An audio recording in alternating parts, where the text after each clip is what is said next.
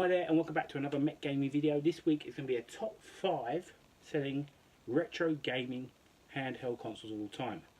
2 key points I want to put up to this list. The console cannot have been released prior or after 2001 and cannot be available to buy or purchase in retail stores now. So basically, things like the DS's are not included in this list. I don't class that as retro at all. So let's get into it. At number 5 is the Atari Lynx. Released by Atari in North America in September 1989, then discontinued in 1995, it sold a whopping 1 million units worldwide, which is a bit of a surprise as it cost a whopping $180 at time of release.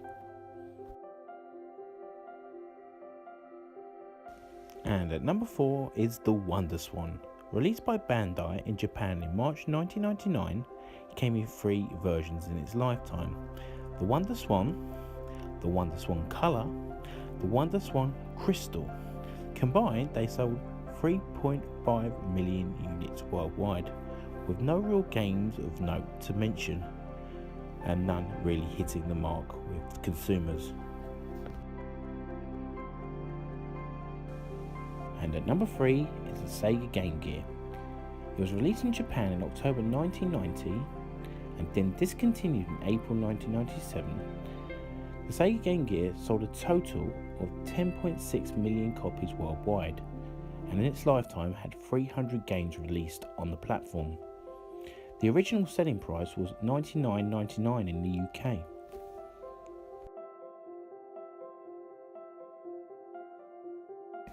And number 2 is the Game Boy Advanced. The Game Boy Advance was released in Japan in March 2001 and then discontinued in May 2010, and in its lifetime it sold 81.5 million units.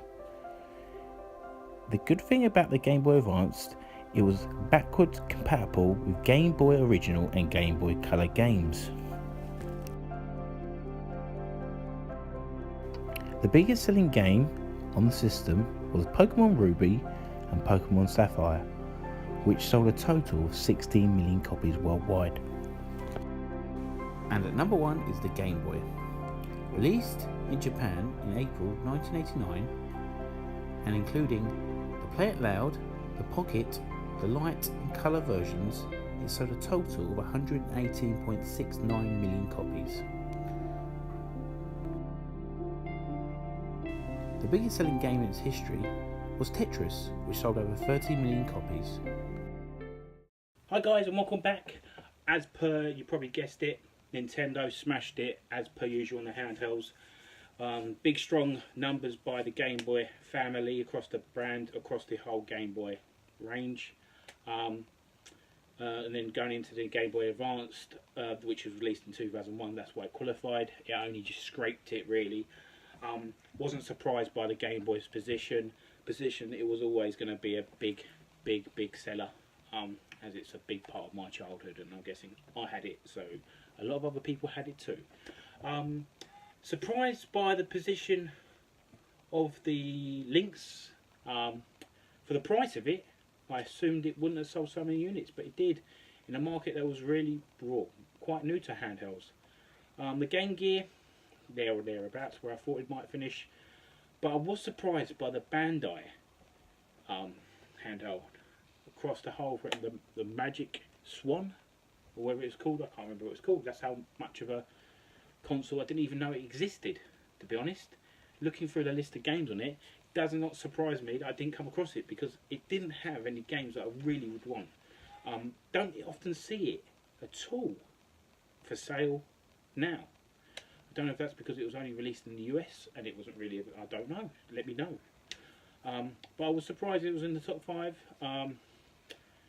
Other than that, Game Gear is what it is. Nintendo are going to smash it regardless. So I hope you like what you see. Hope you liked what you saw and you agree.